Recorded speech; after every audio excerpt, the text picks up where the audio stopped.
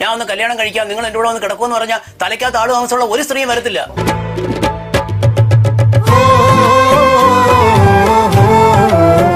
എന്താ സംഭവം അറിയില്ല, ഞാനിപ്പോ എത്തിയുള്ളൂ.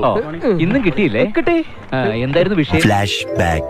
വിവാഹിതരായ ഒരു ബന്ധം നിലനിൽക്കെ എന്താ പറയാ, മറ്റൊരു പുരുഷനുമായിട്ട് ഒരു ബന്ധം ഉണ്ടായാൽ അതിനെ ബലാത്സംഗം എന്ന് പറയാൻ പറ്റില്ല എന്ന് പറയുമ്പോഴും എന്നിട്ട് ഒരു സ്ത്രീയെ മാനിപ്പുലേറ്റ് ചെയ്തിട്ടുള്ള ഒരു കൺസെന്റ് ഉണ്ടാക്കുകയാണെങ്കിൽ അതിനെതിരെയൊക്കെ കോടതിയിൽ പോകാൻ സ്ത്രീകൾക്ക് അവകാശമുണ്ട്.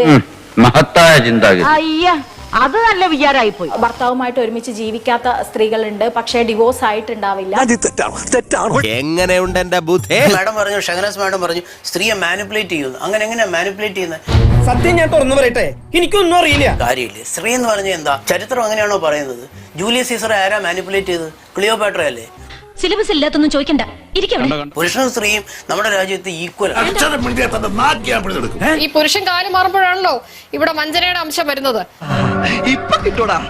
കല്യാണം കഴിച്ചില്ല എന്നുണ്ടെങ്കിൽ നിങ്ങൾ റേപ്പിസ്റ്റ് ആണ് എന്ന് പറയുന്നത് നിയമമാണോ? മാഡം, ലോകത്തിൽ ഏതെങ്കിലും വിദ്യാഭ്യാസമുള്ള ഒരു സ്ത്രീയെ, വിദ്യാഭ്യാസമുള്ള ലോകത്തിൽ ഏതെങ്കിലും ഒരു സ്ത്രീയെ കല്യാണം കഴിക്കുമെന്ന് പറഞ്ഞ ആരെങ്കിലും ഒന്ന് കൂടെ കിടക്കുവോ?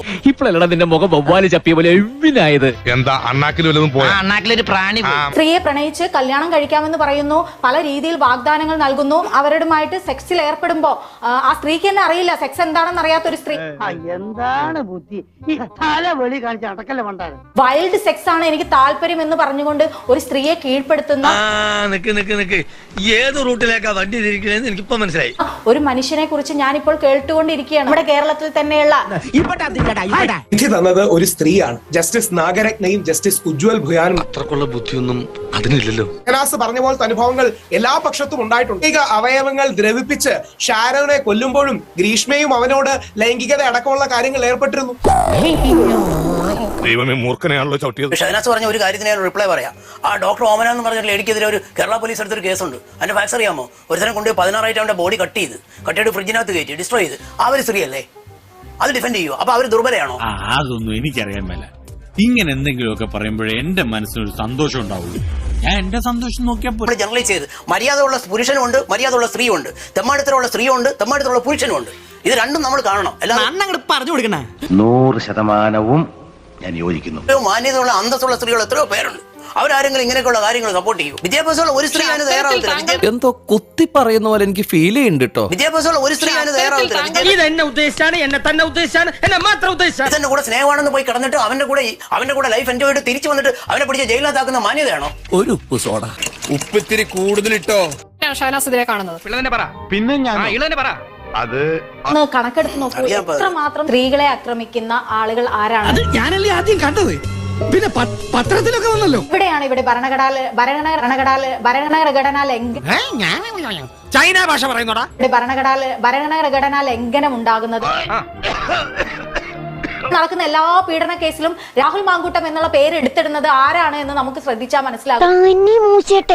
ഒന്ന് പറഞ്ഞ രണ്ടാമത്തെ രാഹുൽ മാങ്കൂട്ടം എന്നുള്ള പേര് എടുത്ത് ഷഹനാസ് ഒരു പ്രധാനപ്പെട്ട കേസ് എന്ന് പറഞ്ഞ് ഉദ്ദേശിച്ചത് ആരുടെ കേസാണ്? ഷഹനാസിനും എനിക്ക് നിഷാജിക്കും അറിയാലോ. എല്ലാവർക്കും അറിയാം. പോക്കിരിത്തരം കാണിച്ചു പിന്നെ നിന്ന് മറ്റേ വർത്താനം പറയുന്നു. ഷഹനാസിനോട് എനിക്കൊരു ചോദ്യമുണ്ട്, ഞാനത് ചോദിച്ചോട്ടെ. I want answer from her. ആരാ തെറ്റ്? സ്ത്രീ തെറ്റുകാരിയാണോ എന്ന് ചോദിച്ചാൽ നിങ്ങൾ എന്ത് മറുപടി പറയും? വിട്ടില്ലേ? ആരംഭിച്ചു.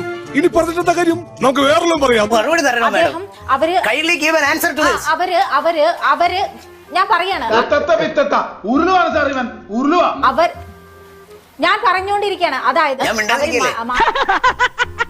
വല്ല കാര്യമുണ്ടോ? എന്തിനാണ് ഇങ്ങനെ ഇല്ലാന്ന് നടക്കണേ? കീറി മുറിക്കുകയാണ്. ആ സ്ത്രീ എന്താ ചെയ്യേണ്ടത്?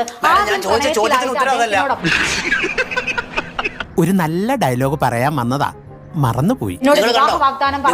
ആ ക്വസ്റ്റിനെ കുറിച്ച് ചോദിച്ചപ്പോ ഇതുമായിട്ട് യാതൊരു ബന്ധവുമില്ലാത്ത മറ്റൊരു കേസിൽ കടിച്ചു കീറി എന്നൊക്കെ പറഞ്ഞ് ഡ്രാമ പറഞ്ഞാൽ അതിന് സബ്സ്റ്റിറ്റ്യൂഷൻ ആകുമോ? ആൾക്ക് തീരെ വിദ്യാഭ്യാസം വിവരമൊന്നും ഇല്ലേ? വിഡ്ഢിത്തിരെ പറയുള്ളൂ. തല്ലുകൊണ്ട് ഓടുന്നവരല്ലടാ മലയാളി. പിന്നെ ഈ ഓട്ടം അത് പടയോട്ടം. ഇനി ഞാനിവിടെ നിന്ന് ഡയലോഗ് പറഞ്ഞ കരഞ്ഞു. ഉസ്മാനെ രക്ഷപ്പെട്ടോ.